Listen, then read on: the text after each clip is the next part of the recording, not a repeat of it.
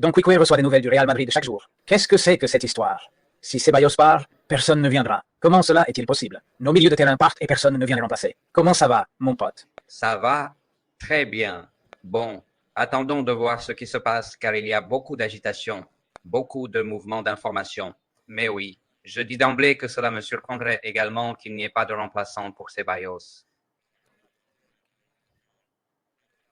Avec le contexte du milieu de terrain que nous allons expliquer, aussi en raison d'expérience qui nous enseigne qu'il vaut mieux bouger que de rester trop juste. Bref, beaucoup à dire. D'accord, car à un moment donné, le nom de Nico Paz sera mentionné. Je pense que ceux qui font le lien entre Nico Paz et Ceballos ne sont pas très.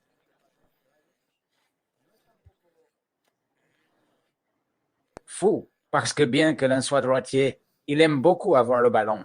L'autre est plus direct et ainsi de suite.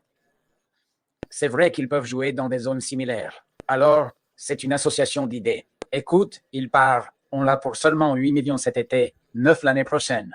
Mais je pense que ce n'est pas ça. Madrid le voudrait plutôt l'année prochaine, non? Oui, je pense que le cas de Nico Paz est une situation qui s'inscrit dans le cadre d'un projet où en fait le nom de Tottenham est apparu, où Madrid devrait donner son feu vert. Et il semble que, actuellement, en tout cas, selon les informations de sources fiables, Madrid n'est pas impliqué. Je pense que, en plus d'être des footballeurs très différents, il y a un aspect particulier avec Nico Paz. En vue de construire un projet autour de lui pour l'année 2026, observer et commencer à prendre des décisions. D'accord.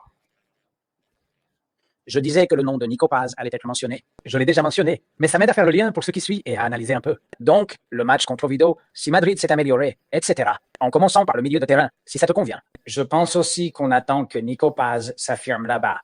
Ça lui fera vraiment du bien de rejouer beaucoup. Parce que s'il ne venait pas à Madrid, il aurait les mêmes minutes que Ceballos, je suppose. Non? Parce qu'ils s'en vont, plusieurs circonstances se présentent. Franco vient d'arriver et il était impératif de le recruter, comme à l'époque Gullet. Non, si Barcelone ne le signait, et si Paris Saint-Germain non plus. Il reste à voir si Gullet est vraiment l'un des meilleurs milieux de terrain du monde. Si cette confirmation de Gullet serait utile à Madrid. Que dire de Camavinga? S'il arrêtait de se blesser autant ou non? Si cela se concrétise aussi, il y a une série d'essais pour cette année que Madrid refuse. Donc, ne pas amener un autre joueur ici. On va l'essayer aussi, non? Je pense que ça va un peu dans cette direction, non? Eh bien, dans ce cas, je comprends mieux un peu la perspective. Non? Bien sûr, c'est à un autre niveau de jeu. Voyons, Madrid a quelques certitudes au milieu du terrain, mais il y a aussi certaines questions à résoudre. Tu as parlé de Camavinga, qui, l'année dernière, il a été très blessé. Pas juste blessé, très blessé. Et l'année d'avant, il a aussi eu des soucis physiques. Il est devant une saison qui peut être importante. Lui confier tout le milieu de terrain semble difficile. Il semble plutôt qu'il sera une ressource en raison de sa situation passée. Un joueur que j'aime beaucoup, mais sa condition physique est ce que nous avons vu. Ensuite, Arda Güler que je pense, toi et moi, aimons beaucoup. Mais ce n'est pas moins vrai qu'il est dans un processus de reconversion positionnelle et de configuration de son équation footballistique. Il n'est pas dans un nouveau processus, ni en train de s'adapter à un nouvel endroit. C'est-à-dire, jusqu'où peux-tu lui faire confiance, non? Et donc, il accumule des situations. Pour moi, il est essentiel de ne pas aller avec seulement 5 milieux. Si Ceballos part, ce serait ça. Thiago n'a même pas joué un match officiel avec l'équipe première. Je pense qu'il est indispensable d'avoir 6 milieux dans un système où tu peux jouer avec 3 voire 4. Je n'exclus pas la possibilité d'essayer à un moment donné. Je pense aux joueurs actuels, Bellingham, Valverde, formés à Mondia égal Gullet. Je ne pense pas que ce soit une idée folle. D'accord. Donc les gens sont là et j'ai des commentaires sur ma chaîne. Bien sûr. Mais si tu fais venir un milieu de terrain, tu bloquerais la progression de Thiago Pitache. Eh bien, d'abord, on parle du Real Madrid ou du FC Thiago Pitache. Merci. En gros, le Real Madrid doit assurer sa compétitivité durable. Et cela ne signifie pas non plus que Thiago Pitache ne peut pas progresser sans trop de responsabilités, ou l'entraîneur pourrait l'intégrer petit à petit. Et je vais donner un chiffre. L'année dernière, pas que ça va être le cas, Mais il y a eu des saisons avec beaucoup de blessures.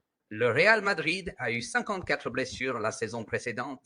Il y a une accumulation démesurée de matchs. Thiago devra s'intégrer, Arda Güler devra progresser, Camavinga devra commencer à se stabiliser. Mais entre-temps, il faut donner de la compétition au poste. Et surtout, un terme que certains fans du Real Madrid n'aiment pas. Pour moi, il manque un joueur pour mieux organiser le jeu. Tchouaméni est un très bon joueur, mais c'est autre chose. Valverde est un très bon joueur, mais c'est autre chose. Et dernièrement, on a vu Bellingham jouer plus en avant qu'au milieu, ce qui ne contribue pas à organiser le jeu. Donc je pense que c'est assez évident.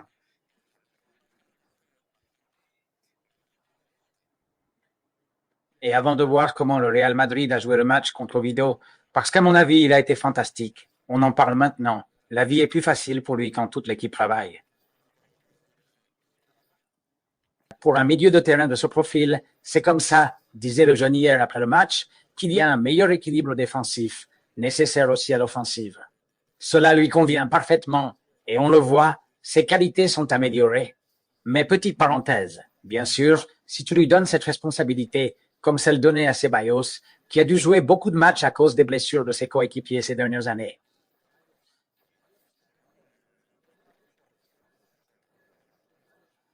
Bien sûr, pour un jeune qui vient de rejoindre l'équipe première, enfin, qui est un peu entre le Castilla et l'équipe première, lui donner toute cette responsabilité. Certains diront, bon, faisons ça parce que Madrid ne le fait jamais, et tout ça, donner des responsabilités aux jeunes. Mais comme tu dis, on n'a pas connu de saison où tous se blessent. Où peux-tu trouver, sauf si j'ai à l'avance ou si Madrid l'a déjà repéré et trouvé, quelqu'un qui serait un bon remplaçant pour Ceballos, sans lui confier trop de responsabilités à cause de son manque d'expérience. Parce que bien sûr, si tu dis, bon, c'est pareil, peut-être que tu fais à Pitarch, puisqu'il est très jeune, et tout. Angelo Stiller pourrait convenir, même si on n'en parle plus. Donc, un profil de joueur avec de nombreuses minutes dans une grande ligue, et tout. Mais bien sûr, il reste très peu de jours. Où peux-tu trouver ça? Et parce que, moi, je donne toujours un exemple très visible. Le Real Madrid doit recruter, à mon sens, un joueur avec potentiel et profil. En insistant sur ce que j'ai dit précédemment, un footballeur aidant à, disons, mieux structurer le jeu, l'organiser, quand le Paris Saint-Germain recrute Vitinha de Wolverhampton.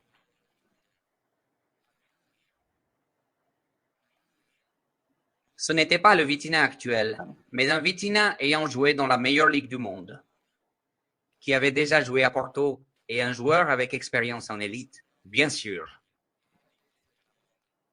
Selon moi, le Real Madrid doit chercher ce genre de joueur. Un joueur, je vais mentionner deux noms. Ils n'ont pas à être ceux-ci, ils ont aussi leurs nuances. Mais comme ils sont très connus de tous, ce sont des joueurs prometteurs, jeunes avec leurs avantages et inconvénients. Angelo Stiller et Adam Wharton sont deux joueurs évoqués pour le Real Madrid et qui, d'une certaine manière, disons-le, peuvent apporter des améliorations à l'équipe dans certains domaines. Je comprends que ce ne sont pas des joueurs bon marché ni faciles à recruter. Je parle de deux noms, ça peut être d'autres. Je ne dis pas que ce soit eux. Ce que je dis, c'est qu'il peut y avoir des gens qui comprennent, comme moi, que le Real Madrid a besoin de certaines choses. Aujourd'hui, ce n'est pas tout à fait clair au milieu de terrain en termes de nombre et de type de joueurs. Alors, tu n'as pas besoin de chercher MC Alisté. Peut-être c'est un joueur que j'adore, car il peut jouer en 6 ou en 8. Il peut jouer, je l'ai vu jouer l'autre semaine. Je l'ai vu jouer à la place de Gravenberch. Mais il peut jouer à l'intérieur. Sa position permet de jouer aux trois niveaux du milieu de terrain, en 6, en 8 et en 10. D'accord, je ne dis pas qu'il faut dépenser 115 millions, mais investir. Eh bien, l'exemple me convient, Camavinga. Quand tu recrutes Camavinga, tu prends un joueur déjà intéressant pour les grands clubs européens. Il était sur le radar et tu as pris les devants en payant 30 millions pour lui. Eh bien, c'est un peu ce côté marché, ce côté expérience. Et attention, tu avais déjà Casemiro, Kroos et Modric. Il est recruté le dernier jour d'août de l'année 21. Casemiro, Kroos et Modric allaient vivre leur dernière grande année ensemble, celle de la 14e. Et donc, ce n'est pas s'assigner. Et maintenant, où je le mets? Eh bien, il y avait les gros titres, Mais Madrid doit anticiper, non? Je pense que ce transfert a été applaudi. C'est pourquoi trouver maintenant quelqu'un comme ça à un prix raisonnable. Si on te donne 15 ou 20 pour Ceballos, même en prêt avec option d'achat, en théorie, il te les donne l'année suivante, non? Je pense que Madrid aurait besoin d'une autre grosse vente. Et maintenant parlons de Vini Rodrigo. Tout ce qui se passe ces dernières heures. Mais pour conclure sur le milieu de terrain, avec ce qu'il y a, tu l'as bien vu. Je vois une première mi-temps fantastique. Je pense que le Real Madrid, dans toutes ses positions, comprend le football de manière harmonieuse. Je comprends que le Real, il n'a pas fait. C'est évident, il faut lui demander plus, même si nous sommes au stade du projet où nous sommes. Il y avait Alonso, il n'est pas là depuis longtemps, mais on voit des améliorations, des comportements. Le Madrid est une équipe plus compacte dans sa longueur, et je vais m'expliquer. Je parle de la longueur par rapport au but, car il y a une grande distance entre Courtois et les défenseurs centraux. Et il y a une courte distance entre le milieu, la défense et l'attaque. Il y a une équipe avec de l'allure, bien structurée, plus mordante et équilibrée sans ballon. Je préfère le Madrid sans ballon qu'avec ballon. Il est vrai que les adversaires forçaient le Real Madrid à jouer rapidement. Et contre Oviedo, ça a circulé plus vite. En fait, à partir du 30, c'est ce qui s'est passé. L'équipe a pris du rythme, avec Rodrigo triangulant avec Mbappé en pleine course. Le côté droit était aussi très bon. J'ai beaucoup aimé son agressivité. Valverde, Carvajal, et en plus, je pense que ces trois-là sans ballon, avec leur pression et leur travail, ils peuvent apporter énormément, à savoir Alonso. Donc il y a des raisons d'être optimiste, d'être content en voulant plus. Mais c'est le début d'un Real Madrid qui s'adapte mieux sur le terrain. Ensuite, il faut évaluer selon les adversaires qui te demandent plus. Mais c'est un bon début. D'accord. Avant le banc de Vini, le banc des autres. Tu as mentionné Carvajal maintenant. Plus souvent, pas Valverde 2 sur le côté droit. Pas Valverde au milieu, mais il passe par là. Et ensuite, plus ouvert, plus ou moins arrière droit Carvajal. Alors, avec ça, on va voir le remplacement de Trent Alexander-Arnold. On va commencer par ça. C'est un clin d'œil aux footballeurs. C'est parce qu'ils pensent déjà que Carvajal est le titulaire indiscutable. C'est juste une rotation. Qu'en penses-tu? Je pense que Carvajal et Arnold sont en rotation compétitive. Ce que je veux dire, c'est que je déplace quelques pièces, car il faut se rappeler que Madrid a eu la plus courte pré-saison. Il y a des joueurs qui arrivent épuisés et d'autres très épuisés. Alors Arnold est de ceux qui arrivent épuisés dans une nouvelle équipe. Carvajal est un joueur dont l'engagement ne fait aucun doute. Tu l'intègres doucement. Moi, en fait, j'ai pensé qu'il jouait trop, mais il devait se sentir bien. Ce Carvajal va rivaliser avec cet Arnaud. Il va bien rivaliser, et c'est bien. La compétitivité m'a semblé une bonne nouvelle, et ainsi de suite. Mais Abraham ne rivalise pas autant. Rodrigo, avec différentes nuances, rivalise avec Vinicius. Rudiger remplace Militao souvent, parce que Militao, on a dit, ne peut pas jouer tous les matchs. Il l'a bien expliqué à la fin, et j'ai beaucoup aimé qu'il le dise. Militao revient de loin. Il ne faut pas lui donner trop de minutes. L'autre jour, il a joué les 90 minutes. C'est du bon sens, mec. Non, on ne peut pas forcer les situations physiques des joueurs qui ont récupéré de blessures graves comme Militao. Je pense que l'analyse est correcte, et à la fin, l'histoire se terminera avec des titres ou non, car c'est juste du football. Mais nous avons un entraîneur qui essaie de promouvoir la méritocratie. C'est méritocratique, et pour moi, c'est une joie. Alors, écoute, évidemment, c'est normal de ne pas gagner autant qu'Ancelotti, parce que Cancelo te bat souvent. Ensuite, on peut discuter des détails avec les textes. Je parle du CV. Gagner à Madrid est très difficile, comme il l'a fait. Alors, bien sûr, le message est de fraîcheur, de mérite. J'aime bien Gracia. Et de tous importants, c'est un message qu'il a répété souvent en conférence de presse. Je veux qu'ils se sentent tous importants. Et pas seulement ça. Regarde, ce sont deux messages avec la même idée. Pas tous importants. Et quand on lui parle de Rodrigo, de Vinicius, c'est juste un autre. Je pense que le seul à qui il a fait des compliments, c'est qu'il adore sa façon de se retourner, qu'il a mené là, pas Mbappé. Mais pourquoi Mbappé, s'il est en forme? Je pense qu'il est au-dessus du reste de l'équipe. Regarde, ces derniers jours, je faisais un peu la différence entre, et je ne veux surtout pas me disputer ici. Je pense que Vinicius, dans ce qu'il sait faire, c'est comme, eh bien, le serrurier qui est spécialisé dans un type de serrure unique au monde. Non, et il est le meilleur là-dedans. Et tu peux déjà l'installer.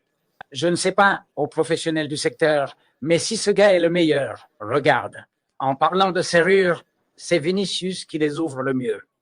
Alors, dans ce que Vinicius sait faire, je pense qu'à son meilleur niveau, il est le meilleur du monde. Même meilleur que Mbappé dans ce que Mbappé sait faire. C'est le meilleur du monde. Même meilleur que Mbappé dans ce que Mbappé fait de mieux. Le truc, c'est que Mbappé sait faire plus de choses. Et si tu as le gars en forme, comment vas-tu retirer Mbappé s'il te garantit 2 ou 3 buts par match? Non? C'est pourquoi la rotation compétitive qu'il utilisait. Un truc, tu tournes selon la compétitivité, mais aussi grâce à la compétitivité. Qu'est-ce que je veux dire? Si ton niveau fait que la porte est plus ouverte, c'est plus facile qu'il tourne avec toi. Mbappé, si tu le vois en forme, il est affûté. Il a pris ses 4 kilos, mais il est plus agile dans ses mouvements que l'année dernière. Il est plus efficace, il est drôle. Eh bien, tu ne vas pas l'enlever. C'est ton leader dans la zone décisive du terrain. Avoir marqué 3 buts en 2 matchs. Eh bien, Mbappé a démarré sur les chapeaux de roue.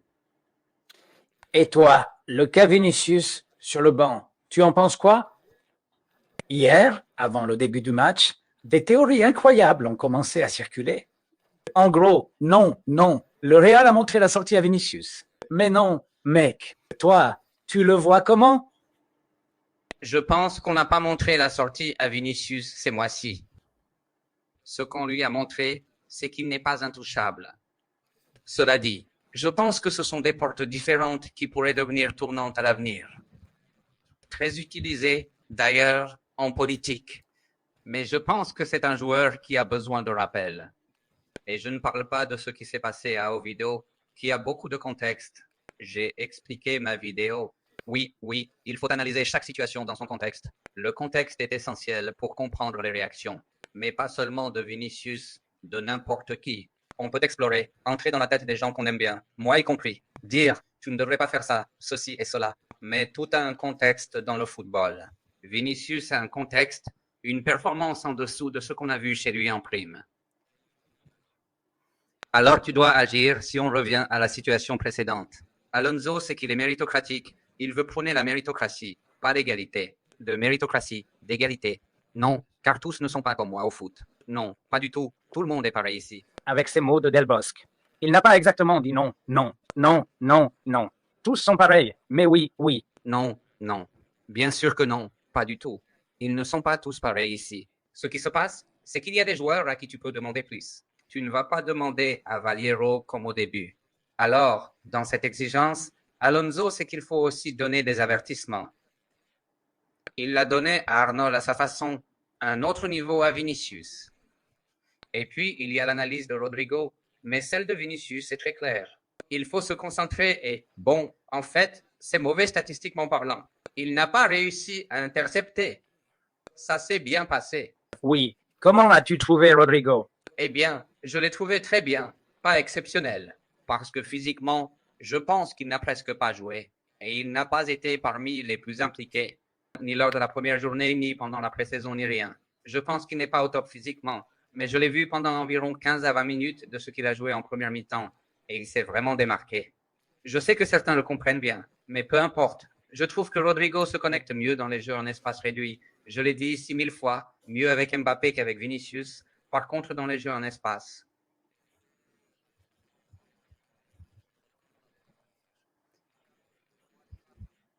on l'a vu lors de l'action du but de Vinicius. On comprend mieux, mais dans des espaces restreints, dans des systèmes de 5-3-2 ou 5-4-1, ce sont des systèmes que peuvent utiliser Osasuna, Oviedo, etc.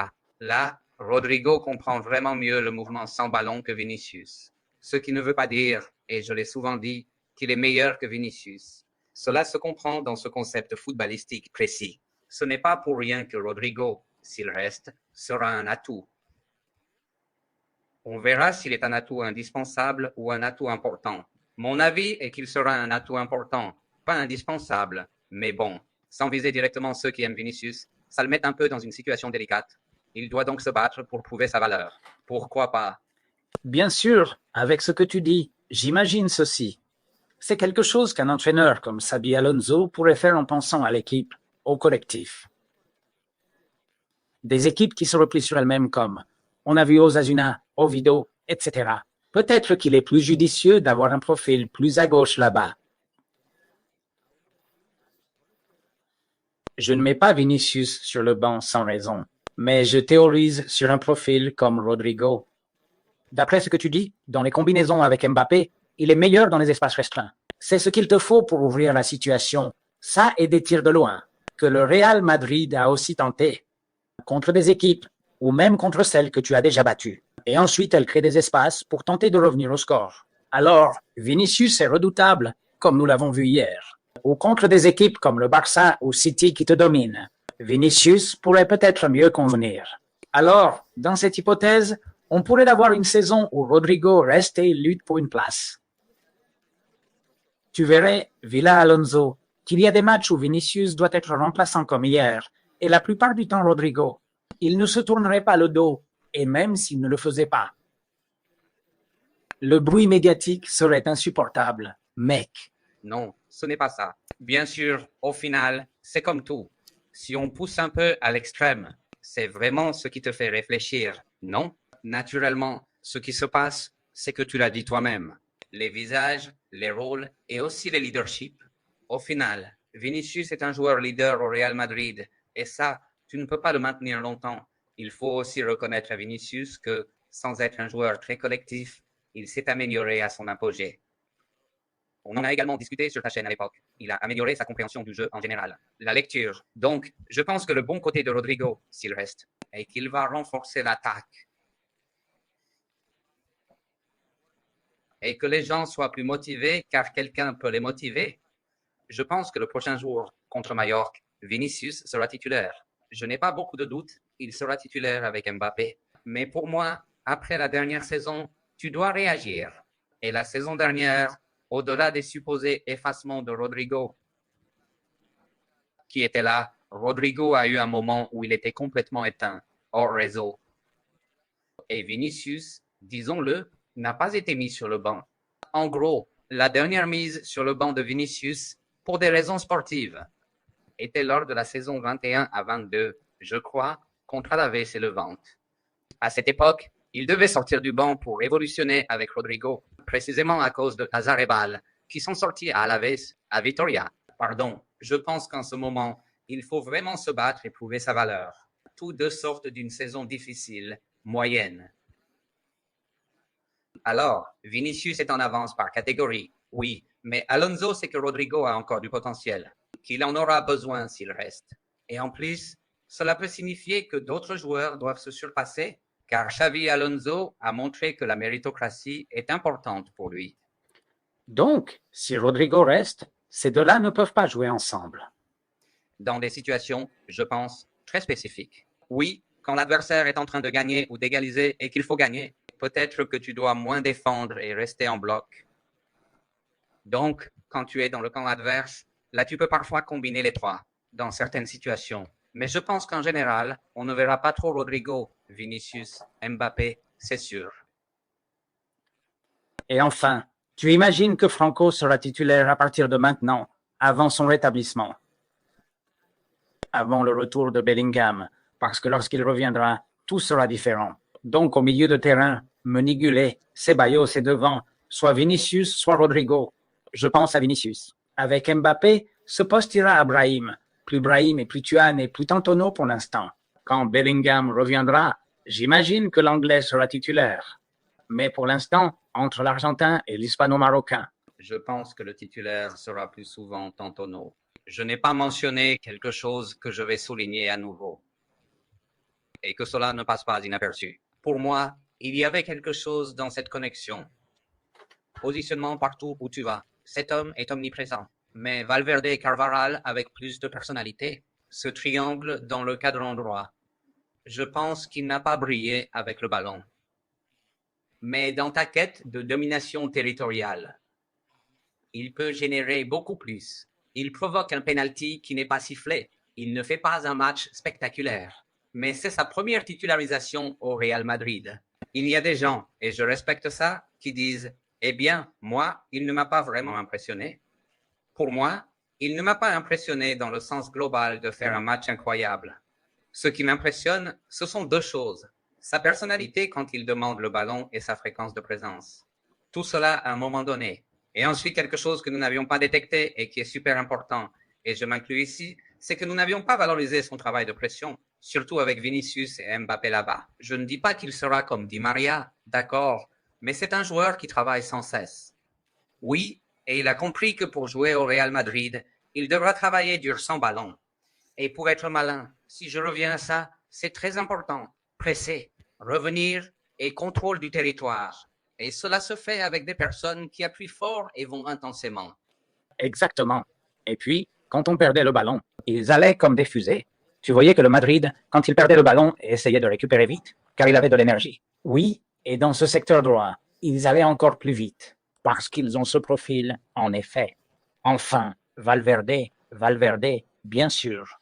Et ce gars-là a récupéré, tu vois.